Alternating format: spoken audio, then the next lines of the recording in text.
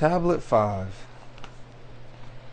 He constructed various stations for every one of the high gods, and concerning the stars he placed constellations for each one. Then he established the year and set forth its subdivisions. He assigned 3 stars to signify each of the 12 months. And as he formulated his intentions for every day of the year, he set forth the station of Nibiru to delineate their movement, that not one of them would veer from its appointed course. In addition, he established the stations made for Enlil and Ea, and made passages which passed through the 2 rib racks, likewise forming a hatch both to the left and to the right, while her liver was placed as to locate the highest point. He brought into existence the crescent moon to rule night, and he assigned this night gem to be an indicator of days. Never fail from proceeding each month in a circle of light. Upon the first month, spread your light to all lands. You arise bright with your horns as an indicator of 6 days. And upon the 7th day, your crown is half in darkness. The 15th day will be halfway at every month's midpoint, a time when Shamash faces you from the opposite horizon, then slowly begin to diminish in appearance as you wane. Make the day you are invisible near the track of Shamash. Upon the 30th day, perform calibrations for the year, because Shamash ultimately determines the year's length. Whenever there is an indicator, proceed over its own course. Then do not fail to enter the hall of judgment and decide. Make your selection of the bow star for robbery and war. Make your choice Enuma for pregnancy and the unborn. Make your choice the harrow for the fertility of the field.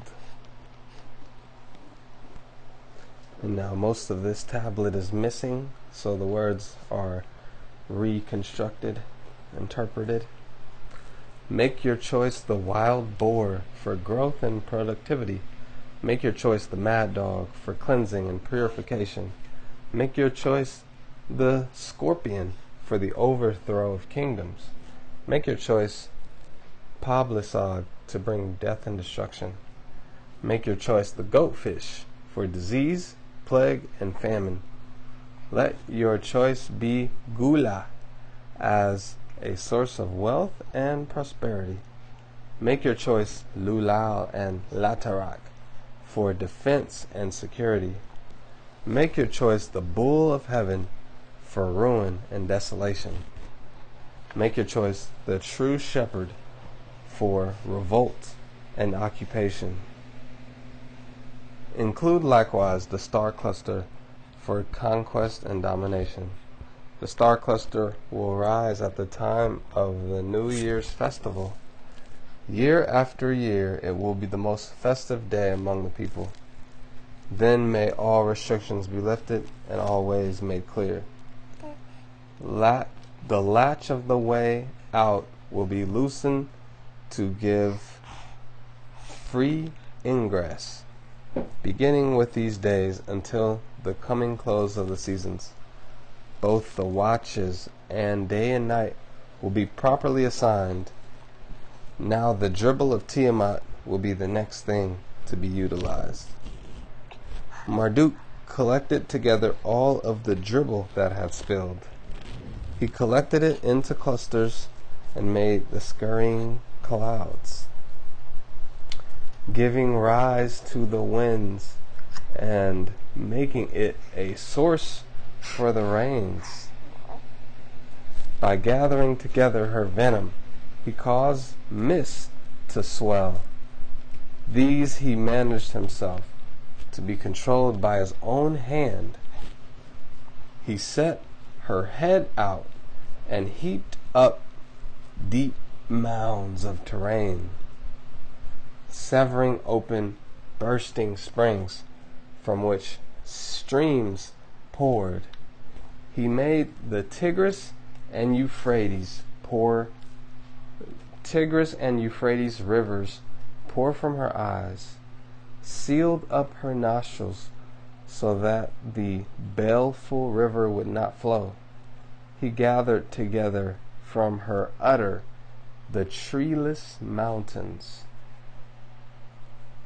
and drilled out holes so as to drain away the stagnant waters, spanning her tail across, fixing it fast to tie up the heavens, and establish the waters of the Apsu underneath his feet. Then he placed her thigh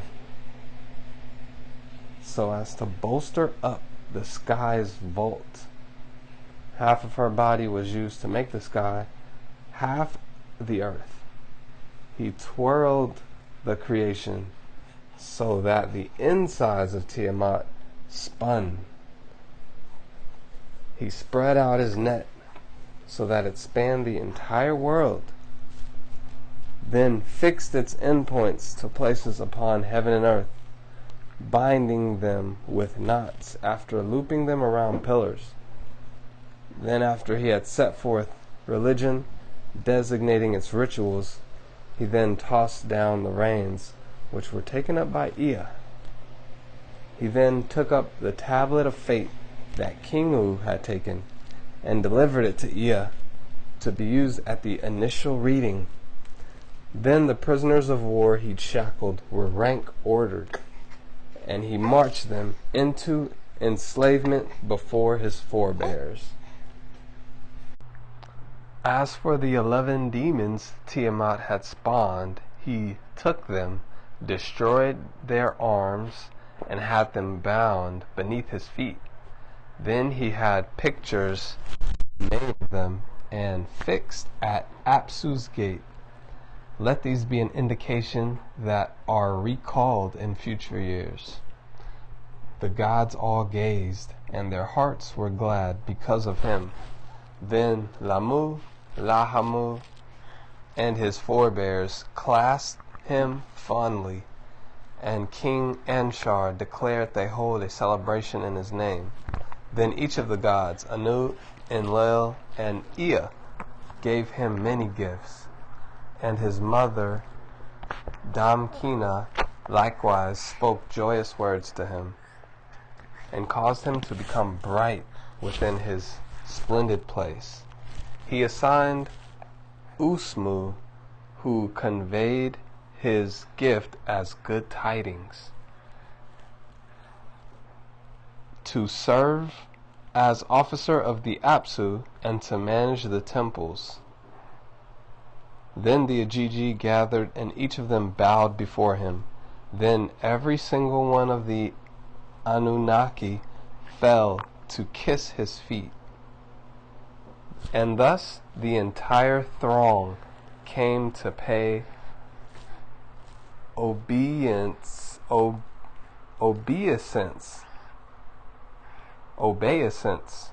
to him. Standing before him, they inclined, saying, "Truly the king." The gods, his forebears, supped the full measure of the man, removing his ordinary clothes, besmirched with battle filth, and the gods, his forebears, took due care of his every need, showering his body with water imbued with cypress wood, donning a regal raiment and aspect, and a fabulous crown. And he then picked up the mace and held it in his right hand.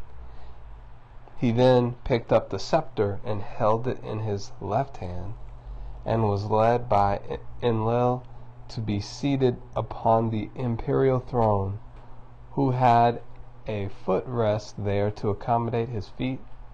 Anu set upon his lap the bow which had pierced Tiamat, and a rod of peace at his side, and one of obligation. When the mantles of brilliance were brought before him, while his net was being used to hold fast dreadful Apsu, then a bull was led by Ea and slaughtered for the banquet. There, within the innermost chamber of his throne room, and within his cellar, were placed stocks of wine and liquors. The gods and every living thing in existence revered him. Lamu and Lahamu paid their undivided homage to him. They raised their voices to be heard, speaking to the Ajiji. Until now, Marduk has only been our own cherished son. Yet now he stands as your monarch. Obey him truly. Then they raised their voices to be heard, speaking together. Lugal Dimmer Ankia is his name, and put reliance in him. And when Marduk was the recipient of their stately honors, they declared splendid words of praise and service to him. From this time forward, you will construct our holy temples, and everything you request of us, we will always act to fulfill. So Marduk raised his voice to be heard, intending to speak. The king raised his voice to speak to his forebears, the gods. Above the green sea dwelling, the Apsu, near to Ashara, which I made for you, after firming the earth for a temple, there I will build my own personal abode to solidify my rule. At the times that you arise from the Apsu to have a congress, accommodating all of you, you will spend your nights there. At the times that you descend from heaven to have a congress, accommodating all of you, you will spend your nights there. From now on, it will be called Babylon, the high God's place, and we will cause it to be the locus of all religious practices.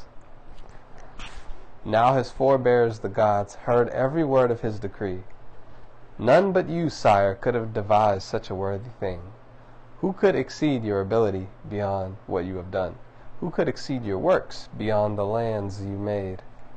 The name you have just now enunciated, which is Babylon, we will have found there our nights' lodgings forevermore. As for the people, they must bring to us their usual offerings, so that man will be the one who must labor daily in the field. And for every kind of exertion that we do for his own benefit, there will the product of his own labors be laid before us. And all shouted gleefully for the product of his great work. The gods will be their lords and have supremacy over them. Who among them knows by what power they give that gives them light? He raised his voice to be heard, making his orders known. His sovereignty was to be established over them henceforth. He was established upon the throne of everlasting honors. They bowed to him in praise. Then the gods said to him, speaking their words to their lord, Lugal Dimmer Ankia. Until now, Marduk has only been our own cherished son. Yet now he stands as your monarch.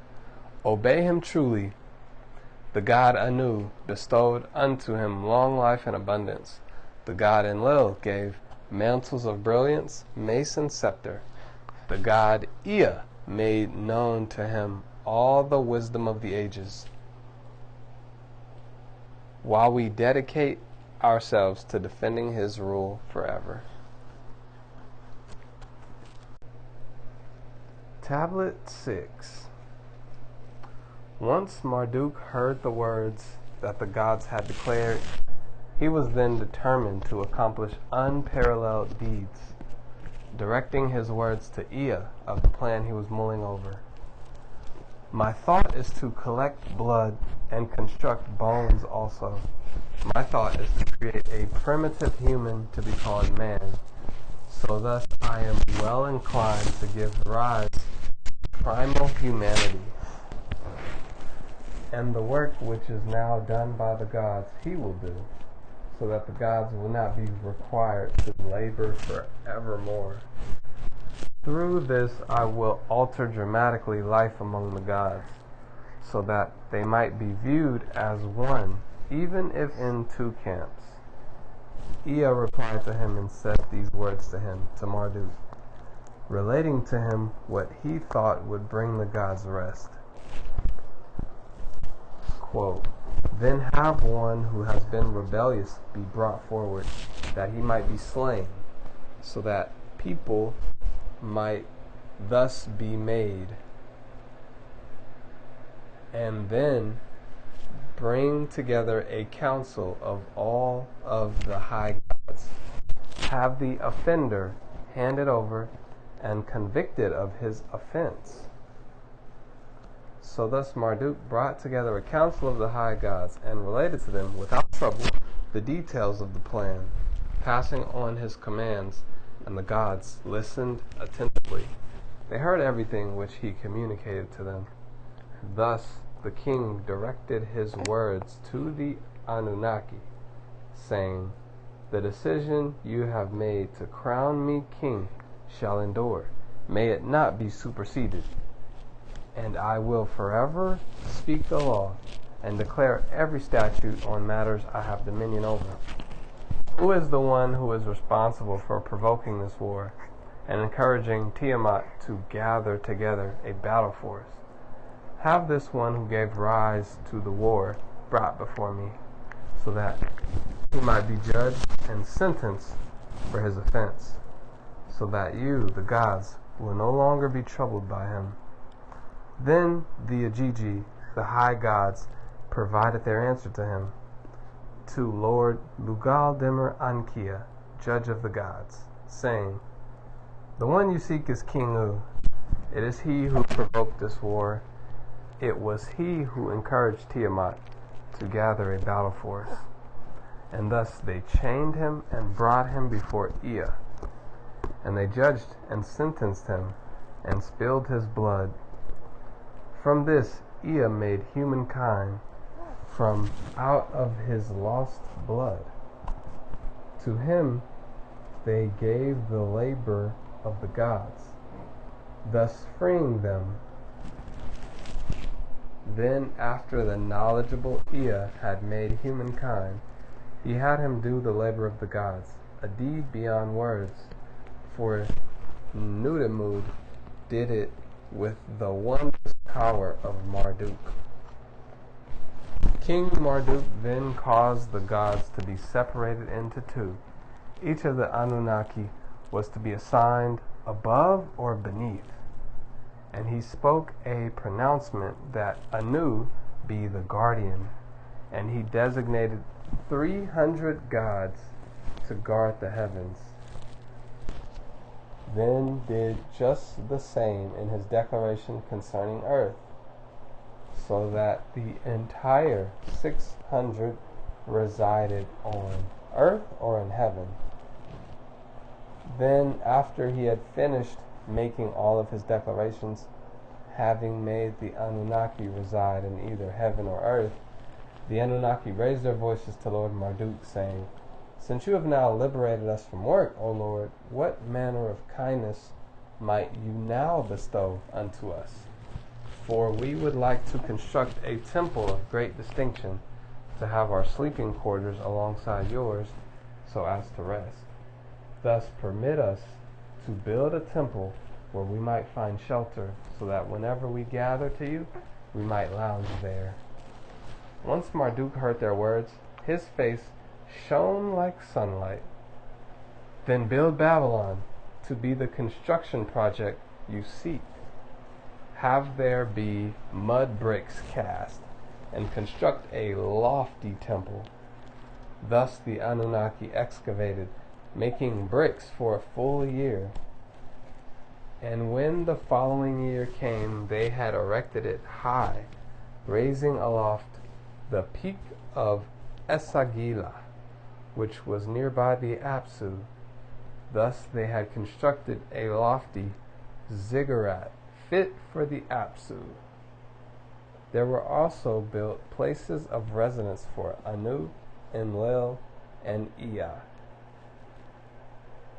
highest among any edifice. It was established before them, where its towers gaze down upon the foundations of Eshara. After they had completed their work on the temple of Esagila,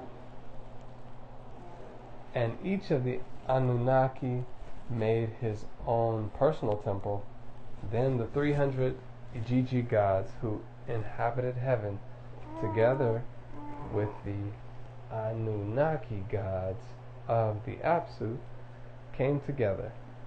Then the Lord invited his forebears, the gods, to a feast. There in the vast palace he had made as his own residence. Truly this gate of God will now likewise be your home. And so let there be singing and festivity, and be content. Thus the high gods took their places there at the tables. Beer mugs were set out, and they took part in the banquet. Then, after having enjoyed themselves there for some time, they all went to Grand Asagila to make a show offering. Thus every one of these orders and aims were established, and each god had been given a place in heaven or earth. And 50 high gods set forth the 7 echelons of the cult. And the Lord took his bow up and placed it before them. His forebears, the gods, also examined the net he had made, inspecting the bow, gazing upon its wondrous workmanship. And his forebears extolled all of his fine accomplishments. Then Anu lifted her up and addressed the divine council, kissed the bow, and saying, "Let her have unrivaled range," and declared for the bow what she would be called, saying, "Thus ought far and long be primary, victory secondary, and her third name is Bow Star, for its glow in the heavens." And he secured her a place amongst her associates, the gods. Then after Anu had declared the rank of the bow henceforth, he located her throne. Of all gods your place will be highest. Anu caused her to be seated at the divine council of the gods. The high gods congregated and made Marduk foremost of all. Bowing themselves before him, they swore oaths of allegiance, and it was sworn by water and oil, motioning to their necks. In doing so, they thus affirmed that he be the God's overlord, and certified his rule over every god in both heaven and earth. Then Anshar declared that Marduk be known as Asarlui.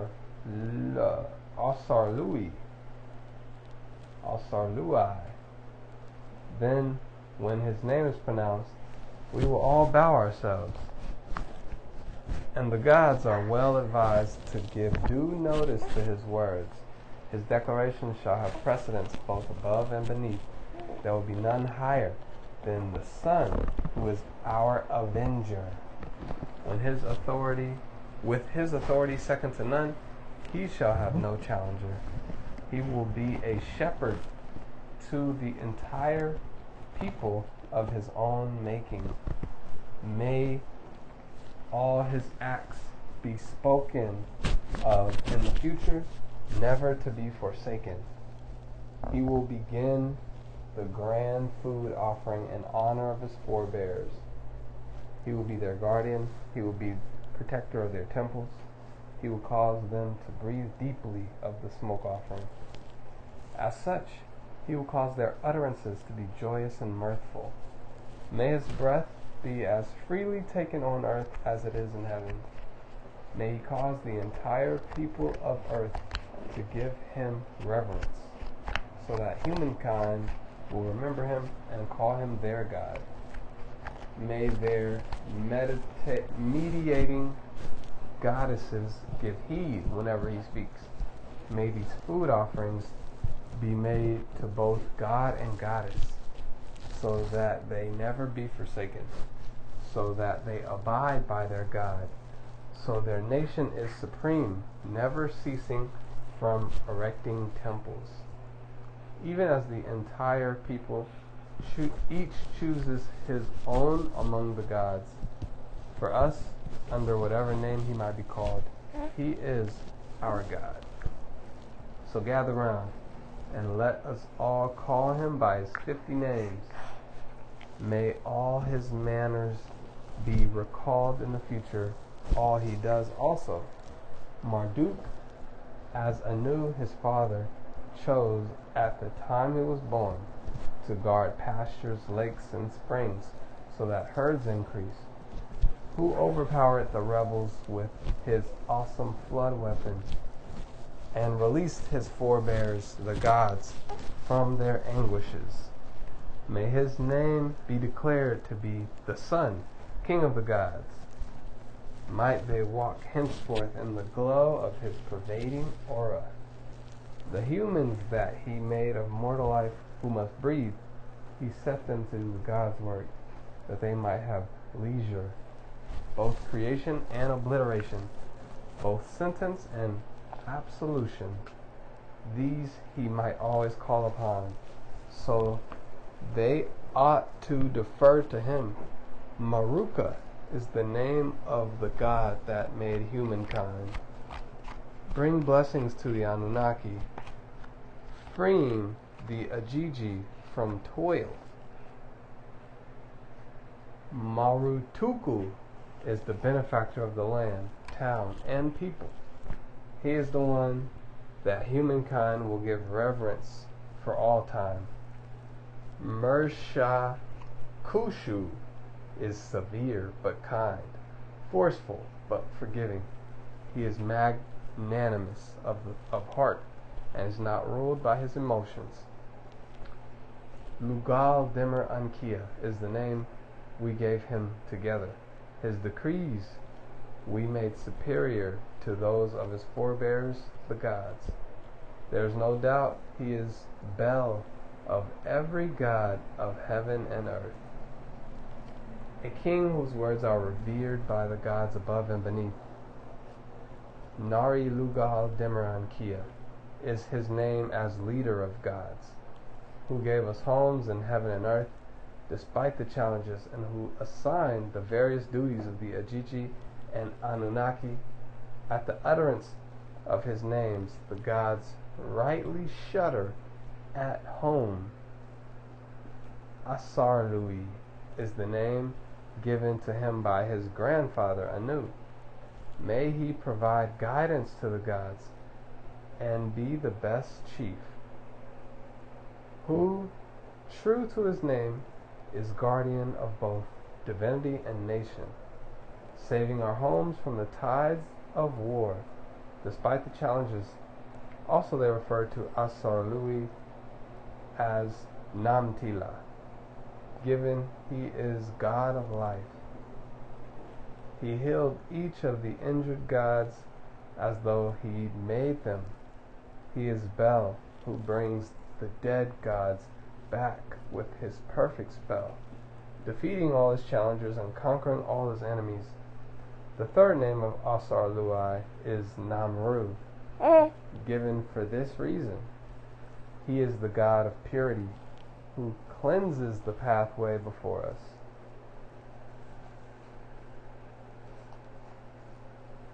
Anshar, Lamu, and Lahamu shouted out his three names. They declared them openly before all their children, the gods. We have designated him to be known by these three names. So then you too must shout these names out just as we have. And the gods were pleased, and they did as they were commanded. In Ubshu Ukinaku, there was a discussion in their assembly. We ought to do something to honor the sun, the hero's name, him who is our defender and is our guardian and savior. They took seats at the council and started to proclaim fates. And they voiced his name during every one of their rituals. Tablet 7. Azair, or Asar, giver of farmland, and he who defines its limits, inventor of cereals and flaxseed, who brings plant growth. Asar Alem, whose sage words of advice are well regarded within the hall of Congress, esteemed above all others. Among the gods, even the fearless ones give heed to him. Asar Alem Nuna, who is much honored and praised, who is the shining light of his forebears, his progenitors, who manages the decrees of Anu, Enlil, Ea, and Damkina. Yes, it is he who sustains them and gives them livelihood. His own farm provides enough to bring surplus to the land. He is known as Tutu, having brought their restoration, and he will cleanse their temples that they need not work. And he will create a spell so that the gods will live in peace. If any of them should become enraged, he will quell them. He will be utmost at the congress of his forebears, the gods, and there will emerge no god who could surmount him. He, as Tutu, is also Zai Ukina, who enlightens his people, who set firmly into place the flawless heaven for the gods, who determined their manner and established their order. Let him not ever be forsaken by the multitude of humanity, so that they may always recall of all his accomplishments. Tutu is thirdly known as Ziku, who insists upon cleanliness, God of sweet scents, and Lord of adherence and agreement, giver of wealth and plenty, who produces beyond his needs. He who can transform short supply into great abundance. When beset by the worst calamity, we smell his sweetness. Let them speak utterances of praise and glorify him in song. Fourth, may humankind worship Tutu by the name Agaku, he being the Lord of the immaculate spell, bringing resurrection. He is compassionate even to the gods who are captives of war. He relieved the burden placed upon the gods, even his rivals. He who made humankind to release them from their labors, being filled with blessings, and one who can bring even life. He will speak words as durable as stone that will not be lost. When the body of people speak, who he made with his hands. Fifth, they will refer to Tutu as Tuku, of flawless incantations, eradicating all the malevolent through his immaculate spell. Call him Shazu, fully aware of the God's plans and feelings. He will not permit the workers of evil to flee from his clutches. Founder of the divine council, who fulfills what pleases them, bringing the haughty to their knees under his broad shelter. Overseer of justice, and who recognizes deception in speech, and from where he plainly differentiates a lie from the truth. Let them also praise Shazu as Zisi, who stifles the aggressive, who banishes doom from the bodies of his forebears, the gods. Third, Shazu is Surim, who eradicates all enemies in war, bringing an end to their plans, banishing them far and wide, bringing an end to all who are evil, no matter where they are. That the gathered gods may forever remember his victories.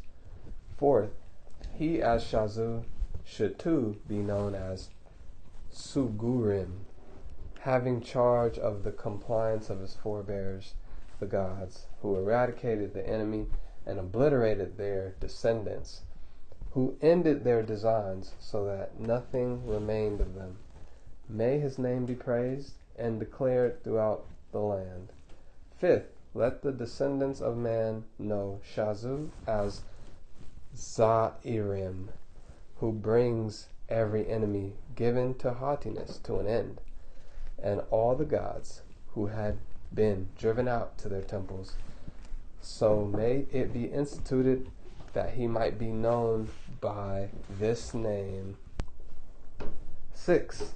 Have them all likewise worship Shazu as Zagurim, who brought an end to every enemy by his fortitude in war. Call him Enbilulu, the master and the bringer of wealth. They have a potent God who rules the portents of sacrifice, who guards pastures, lakes, and springs for the land's sake, who releases springs and gives out water in plentiful supply. Second, they ought to know Enbilulu likewise as Epadum, as the master of the land and farming, bringer of furrows, who manages the canals which are both in heaven and earth, who sustains the unsullied farmland throughout the country, who makes the trenches and canals flow and makes furrows. Third, to praise Enbilulu as Gugal, of irrigation of the gods, and Lord of plenitude and the abundance of heaping grain, who brings about wealth, who distributes his excess to others, as the provider of grains and as the cultivator of cereal crops. Fourth, that he as Enbilulu is also known by them as Higal, as he who gathers into piles the spare supply for the people, who is the provider of plentiful rains across the wide earth, and who brings about the burgeoning of all vegetative life. He is called Sursur, who heap the mountains atop Tiamat, who captured among the spoils of war the cadaver of Tiamat. He is ruler of the land, and is likewise their good shepherd, who has given freely agriculture, garden land, and plow land, who struck out into the wide sea of Tiamat when provoked, and he was spread over the entire field of battle like a bridge. Second, that Sursur is known as Mala, and let her, Tiamat, act as his barge from henceforth, and let him be her boatman. He is called Gil, who collects great piles and masses of grains, bringing both grain and herds, supplier of the land's fertility. He is called Gilima, for the divine force binding the cosmos. He brought order, the encircling band which brings goodness.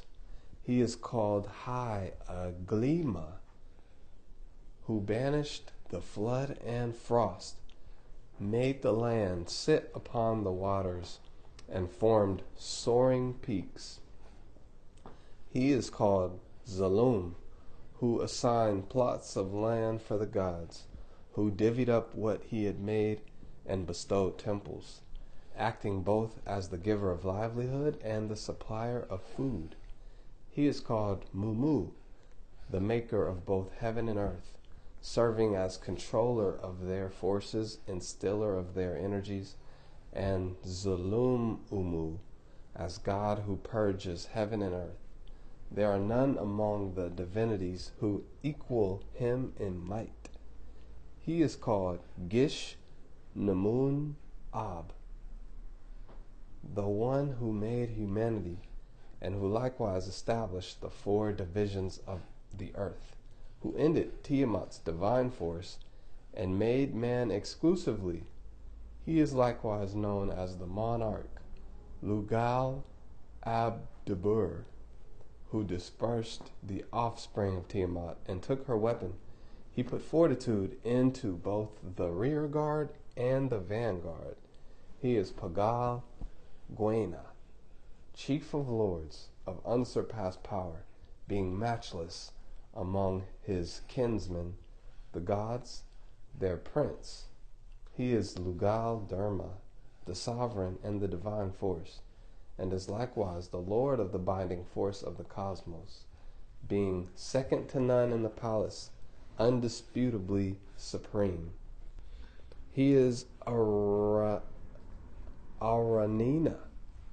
He is advisor, rock of his forebears, the gods, who remains unsurpassed in every one of his regal manners. He is Dumuduku, whose pristine house sits on a holy hill. Judgment would not be without Dumuduku. Lugalduku. He is King Lugal Shuana, of unrivaled divine influence, Lord, strength of Anu, foremost as the rightful heir of Anshar.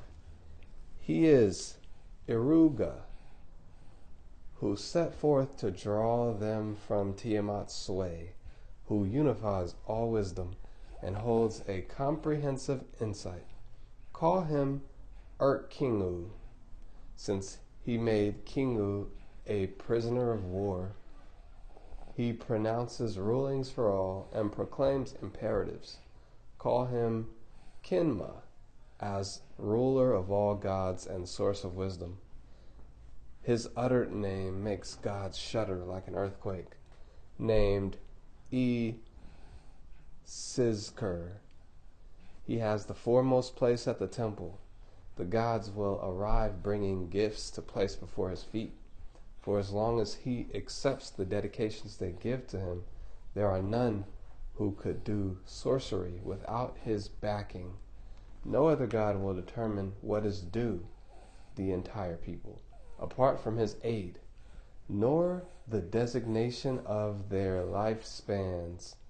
Call him Gibil, who determines the effectiveness of arms.